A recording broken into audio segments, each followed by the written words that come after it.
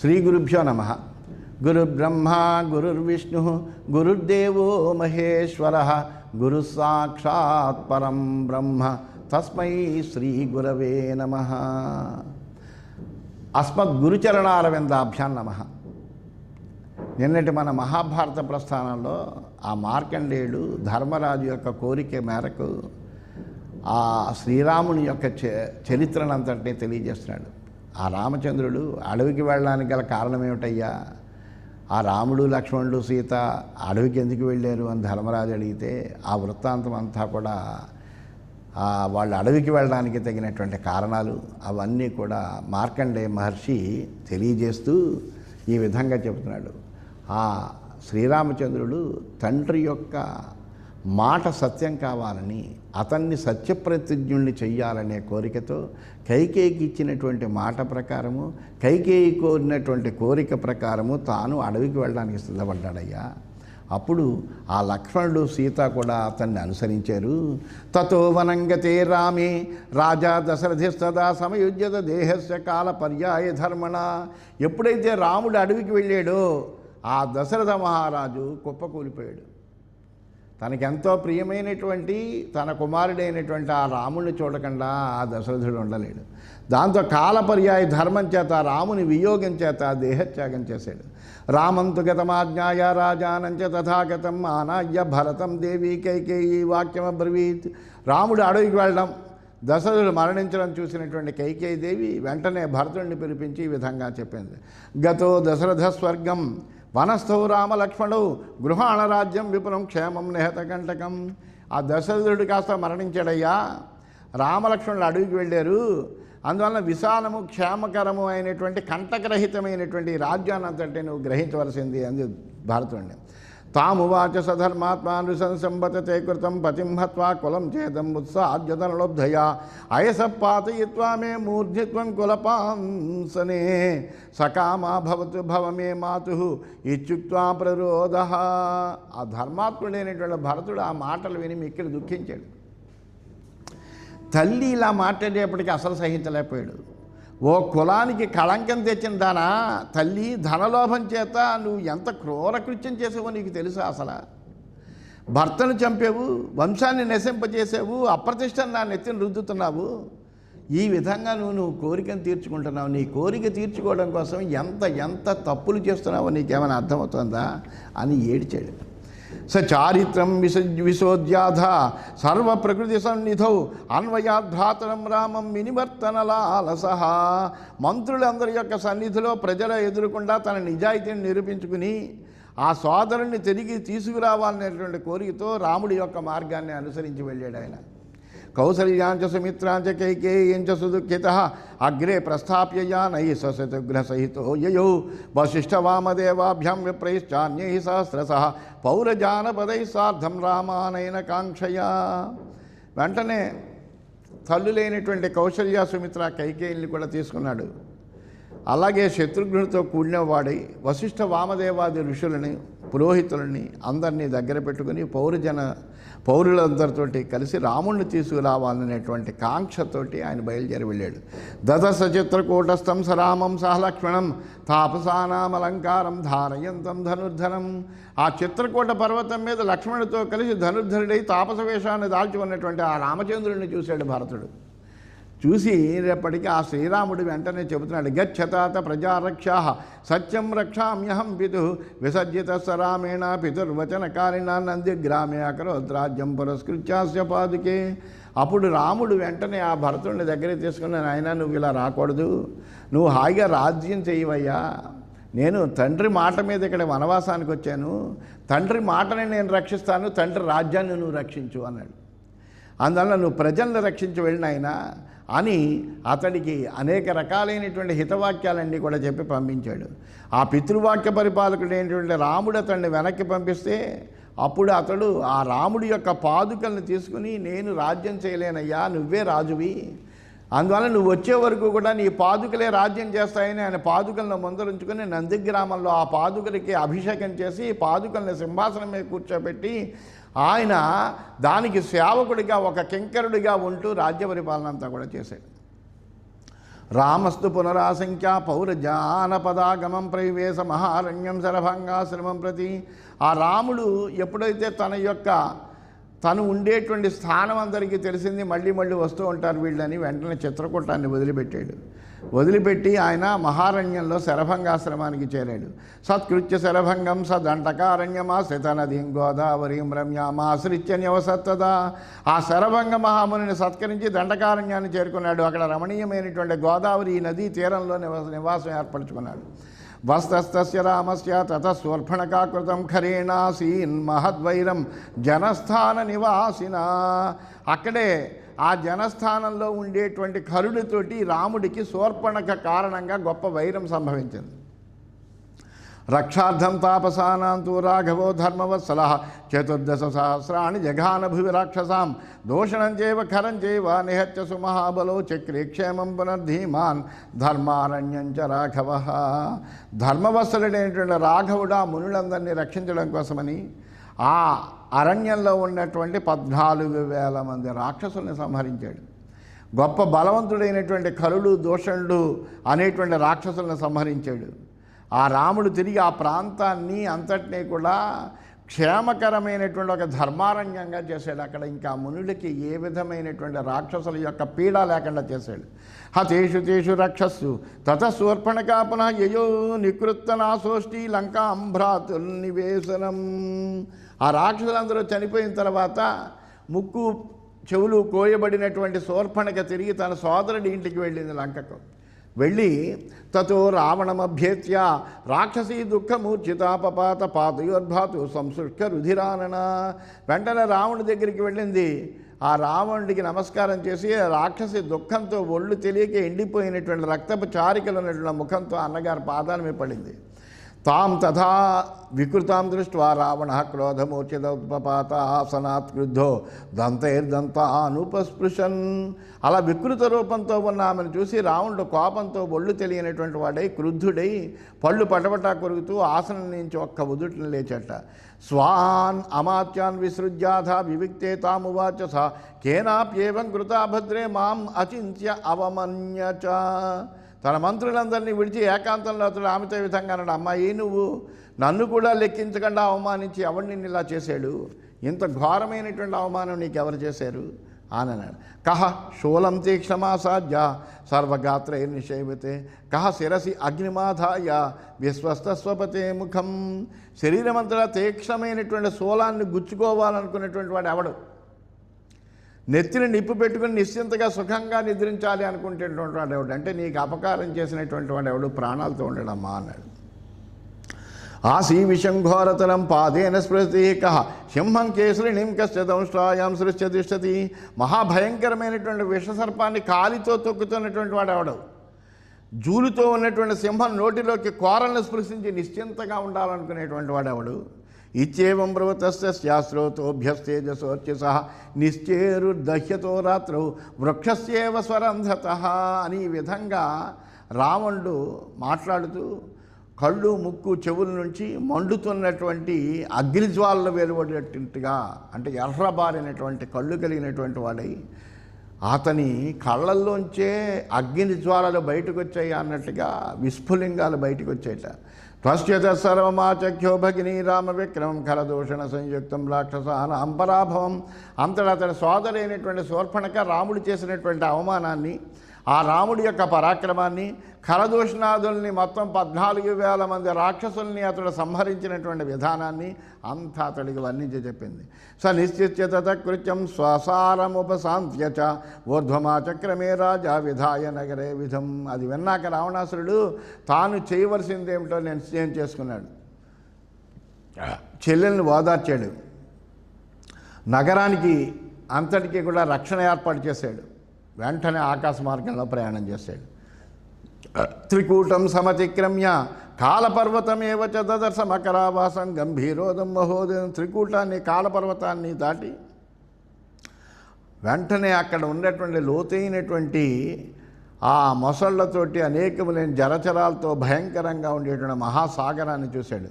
తమతీత్యాధ గోకర్ణం అభ్యగచ్చద్దసారణదయితం స్థానమవ్యగ్రం స్థూలపాణేర్మహాత్మన. దాన్ని కూడా దాటాడు. దాటి ఆ పరమాత్మ శూలపాణి అయినటువంటి శివుడికి ప్రీతికరమైన అవిచలమైనటువంటి గోకర్ణ క్షేత్రాన్ని చేరుకున్నాడు. తత్రాభ్యచ్చన్ మారీచం పూర్వామాత్యం దశానన పురా రామభయా దేవతా పశ్యం సోపాశ్రితం. పూర్వమే రాముడి వలన భయంతో మునివృత్తిని ఆశ్రయించి తన పూర్వపు రాక్షస శ్రేష్టలన్నీ వదిలిపెట్టి తపస్సు చేసుకుంటూ బతుకుతున్నటువంటి మారీచుణ్ణి ఆ రావణాసురుడు అక్కడ కలుసుకున్నాడు. ఇది శ్రీమన్మహాభారతే వనపర్వణి రామోపాఖ్యాన పర్వణి రామవనాభిగమనే సప్తసప్తత్యధిక ద్విశతమోధ్యాయ. ఈ విధంగా శ్రీమన్ మహాభారతంలో రామోపాఖ్యాన పర్వం అనే ఉపపర్వంలో రాముడికి అడవి వెళ్ళడం అనేటువంటి 277వ అధ్యాయం పూర్తయింది. 278వ అధ్యాయంలోకి మనం ప్రవేశించాం. అప్పుడు ఈ వృత్తాంతం అంతా కూడా మార్కండేయుడు చెబుతున్నాడు యుధిష్ఠిరుడికి. అలాగే ఈ వృత్తాంతాలన్నీ కూడా వైశంపాయనుడు జనమేజయ మహారాజుకి చెబుతున్నాడు. మారీచస్త్వద సంభ్రాంత దృష్ట్వా రావణమాగతం పూజయామా సత్కారై ఫలమూలాదిభిస్తతః. సరే, రావణాసురుడు వచ్చాడు. వెంటనే మారీచుడు లేచి అతనికి అర్ఘ్యపాద్యాదులన్నీ ఇచ్చి చక్కగా అతనికి ఉచితమైనటువంటి ఆసనం ఇచ్చి గౌరవించాడు. విశ్రాంతం చైనమాసీనం అన్వాసీన సరాక్ష వాచ ప్రసితం వాక్యం వాక్యజ్ఞో వాక్యకోవిదం. ఆ రావణుడు విశ్రాంతిగా కూర్చున్న తర్వాత అతని దగ్గర కూడా కూర్చొని మాట్లాడడంలో మంచి నేర్పరి కలిగినటువంటి మారీచుడు రావణాసురుడితో వినయంగా ఈ విధంగా అంటున్నాడు. నతే ప్రకృతిమాన్ వర్ణ కచ్చిత్ క్షేమం పురేతవా కచ్చిత్ ప్రకృతయ సర్వా భజంతే త్వాం యథాపురా. ఏమయ్యా, నీ మొహం చూస్తుంటే అదో రకంగా ఉన్నది, పూర్వంలా లేదు, సహజంగా లేదు. నీ నగరం అంతా క్షేమంగా ఉందా? నీ ప్రజలు మంత్రులు అందరూ నిన్ను ఎలాగా పూర్వంలాగే ఆదరిస్తున్నారా, సేవిస్తున్నారా? కిం ఇహాగమనే చాపి కార్యంతే రాక్షేశ్వరాకృతమిచ్చేవ తద్విధి యజ్ఞవిశ్యాదుషుష్కరం. ఇక్కడికి రావాల్సిన పని ఏం వచ్చింది నీకు? నేను చేయగలిగినటువంటిది ఏదైనా ఉందా? అది ఎంతటి దుష్కార్యమైనా కానీ నెరవేరినట్టే అనుకో అని చెప్పాడు. శశంశ రావణస్తస్మై తత్సర్వం రామచేష్టితం సమాసేనైవ కార్యాణి క్రోధామర్ష సమన్విత. అతడు ఎప్పుడైతే ఈ విధంగా మాట్లాడాడో వెంటనే రావణాసురుడు ఆ రాముడు చేసినటువంటి పనులన్నీ కూడా సంక్షిప్తంగా మారీచుడికి తెలియజేశాడు. మారీచస్త్వబ్రవీశ్రుత్వ సమాసేనైవ రావణం మలంతే రామమాసాధ్య వీర్యజ్ఞోస్మ్యస్మితస్య వై. మారీచుడు ఆ రావణుడు చెప్పిందంతా విన్నాడు. అప్పుడు వెంటనే రావణాసురుడితో చెప్పాడు, ఏమయ్యా, నీకొక్క మంచి మాట చెప్తున్నాను, జాగ్రత్తగా విను. నువ్వు రాముడితో వైరం పెట్టుకోకు, ఎందుకంటే అతడి పరాక్రమం తెలిసినటువంటి వాడిని నేను. బాణవేగం మికస్తస్య శక్త సోఢుం మహాత్మన ప్రవ్రజ్యాయాం హి మే హేతు సయేవ పురుషర్షభ వినాశముఖమేతత్తే కేనాఖ్యాతం దురాత్మన. ఆ మహాత్ముని యొక్క బాణ వేగాన్ని తట్టుకోవడం అనేటువంటిది ఎవడికి సాధ్యమవుతుందయ్యా? నేను సన్యసించడానికి పూర్వమే ఆ పురుషశ్రేష్ఠుడి కారణం సన్యసించాను అంటే, నేను ఇప్పుడు ఇలాగా ఆ రాక్షస ప్రవృత్తిని అంతా వదిలేసి ఇక్కడ తపస్సు చేసుకుంటున్నానంటే కారణం ఎవరనుకుంటున్నావు? ఆ రాముడే. రామునితో వైరం అనేటువంటిది వినాశానికే దారితీస్తుంది. మహాపరాక్రమంతుడు రాముడు. ఏ దురాత్ముడు నీకు చెప్పాడు ఆ రాముడితో వైరం పెట్టుకోమని అని ఉపదేశం చేశాడు. తమువాచాద సక్రోధ రావణ పరిభర్సేన కుర్వతో అస్మద్వచనం స్యాన్ మృత్యురపితే ధ్రువం. అది విన్నాడు రావణుడు. ఆయనకి చాలా కోపం వచ్చింది. ఏమయ్య, రాముడుతో వైరం పెట్టుకోకు అని నాకు హితోపదేశం నువ్వు చెబితే అది వినడానికి నేను రాలేదు. నువ్వు నా మాట పాటించేవా సరే సరే, లేకపోతే నీకే మృత్యువు తప్పదు అని చెప్పాడు. మారీచశ్చింతయామాస విశిష్టాన్మరణం వరం అవశ్యం మరణే ప్రాప్తే కరిష్యామ్యస్యేన్మతం. అప్పుడు అనుకున్నాడు, మరణం ఎలాగో తప్పనప్పుడు మంచివాడి చేతిలో చచ్చిపోవడం మంచిది, అంతేకాని దుర్మార్గుడి చేతిలో చావడం ఎందుకు? మరణము సంభవిస్తుంది అని అనుకున్నప్పుడు విశిష్టమైనటువంటి వ్యక్తుల చేతిలో చావే శ్రేష్టమైనటువంటిది. కనుక వీడికి ఏది ఇష్టమో అదే చేస్తాను అని అనుకున్నట్ట. తతస్థం ప్రత్యువాచాథ మారీచో రాక్షసాంబరం కిం తే సాహ్యం మయా కార్యం కరిష్యామ్యవసోపి తత్.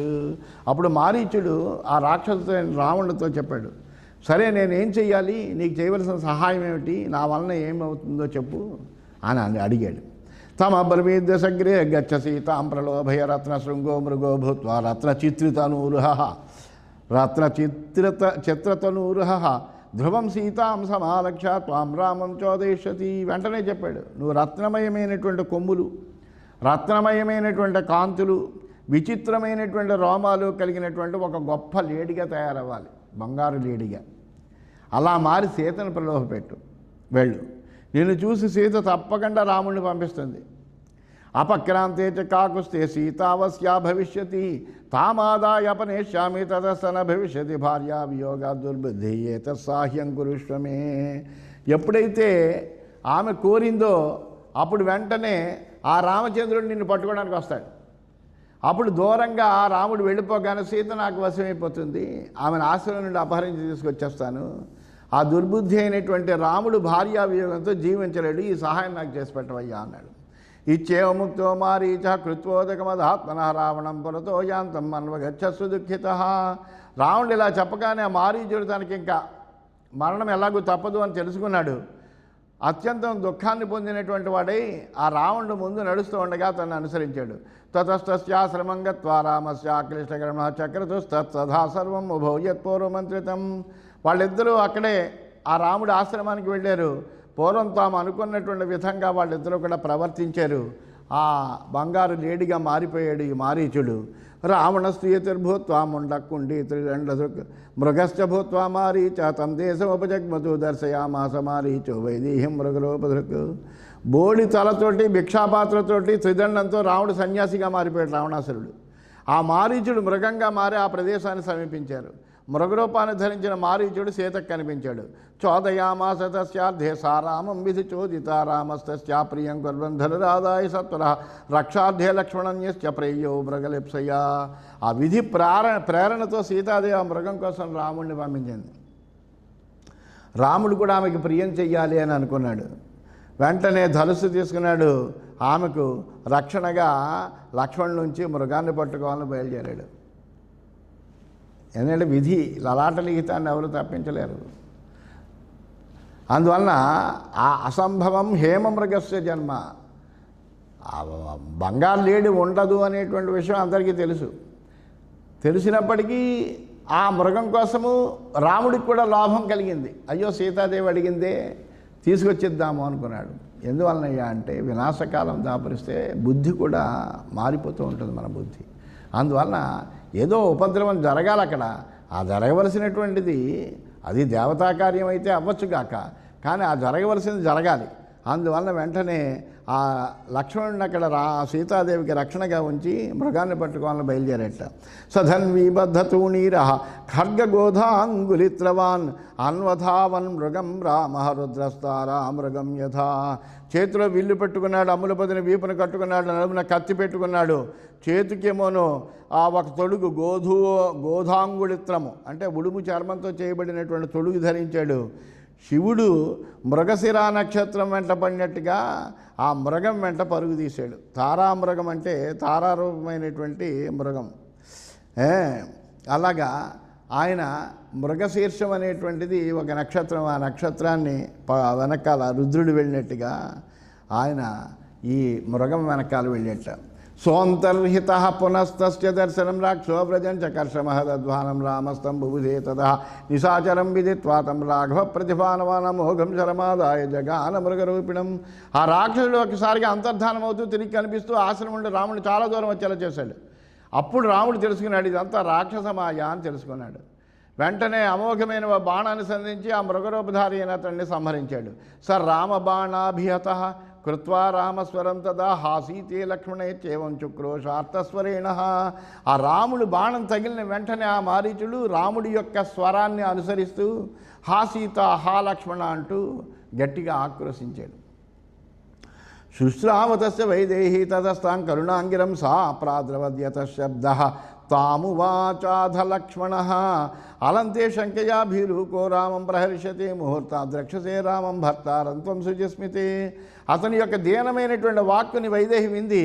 వెంటనే ఆ శబ్దం వచ్చినప్పుడు పరుగు తీసిన లక్ష్మణుడితో చెప్పింది, రాముడు అరుస్తున్నాడయ్యా అని చెప్పింది. అంటే లక్ష్మణుడు చెప్పాడు, నువ్వేం శంకించవలసిన పని లేదమ్మా, రాముడిని చంపగలిగేటువంటి వాడు ఎవడు ఇప్పుడు భూప్రపంచంలో లేడు. ఒక్క ముహూర్త కాలంలోనే నీ భర్త రాముడిని చూడగలుగుతావు అని చెప్పాడు.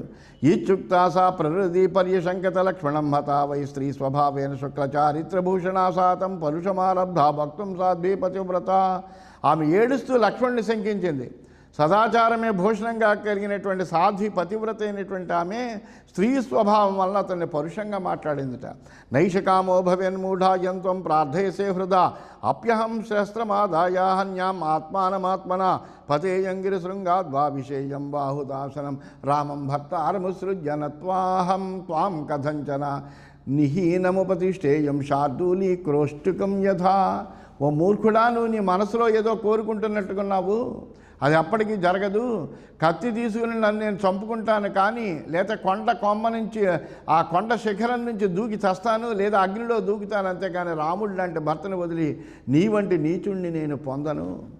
పులి పిల్ల నీచమైనటువంటి నక్కను చేరనట్లుగా నేను నిన్ను చేరను అని లక్ష్మణుడితో చాలా క్రూరమైనటువంటి మాటలు మాట్లాడింది స్త్రీ స్వభావం చేత సీతాదేవి.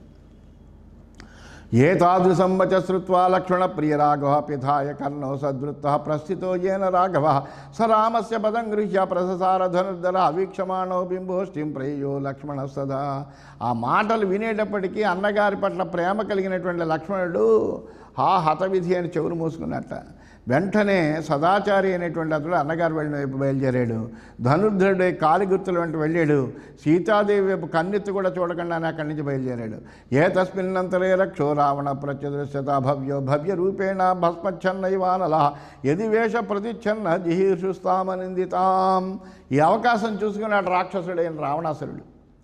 వెంటనే భయంకర రూపుడైనటువంటి వాడైనప్పటికీ అందమైనటువంటి ఆకారం దాల్చి నివురు కప్పినటువంటి నిప్పులావ సన్యాసి వేషంలో తను తాను మరుగుపరుచుకుని ఆ సీతా సాధ్వి దగ్గరికి వచ్చి అపహరించడానికి అక్కడ ప్రత్యక్షమయ్యాడు. సాత్తమాలక్ష్య సంప్రాప్తం ధర్మజ్ఞ జనకాత్మజ నియంత్ర అమాసదా ఫలమూల ఆసనాదిభి.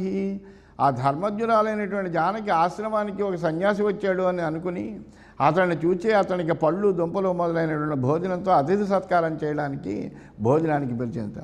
అవమన్యత సర్వం స్వరూపం ప్రత్యవజ్య సాంత్వయామాస వైదేహమితం ఇది రాక్షసపుంగవ. ఆమె చేసిన సత్కారాన్ని తృణీకరించాడు, తన యొక్క అసలు రూపం చూపించాడు. వైదేహిని ఈ విధంగా చెప్పాడు. సీతే రాక్షసరాజోహం రావణో నామ విశ్రుత మమ లంకాపురీ నామ్నా రమ్య అపారే మహోదదేహి. ఓ సీత, నేను రాక్షసరాజుని, రావణాసురుణ్ణి. సముద్రానికి అవతల వైపున రమణీయమైనటువంటి లంక అనేటువంటి పేరు కలిగినటువంటిది నా రాజధాని ఉంది.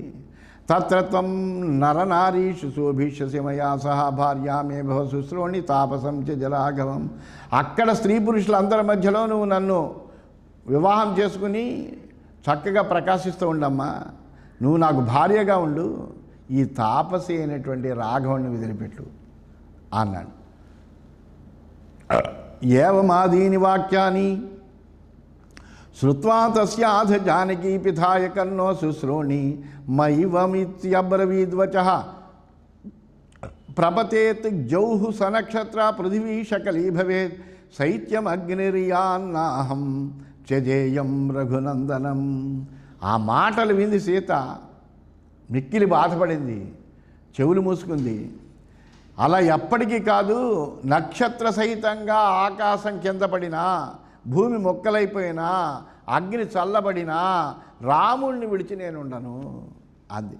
కథం హి భిన్నకరటం పద్మనం వనగోచరం ఉపాస్థాయ మహానాగం కరేణు శోకరం స్పృశేత్.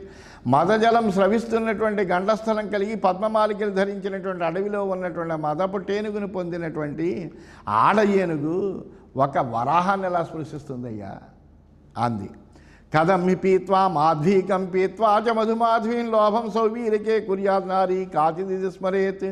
పూల తేనె తాగి పట్టు తేనెను కోలినటువంటి ఏ స్త్రీ అయినా రేగిపళ్ళ మీద ఎలా లోహపడగలుగుతుందయ్యా.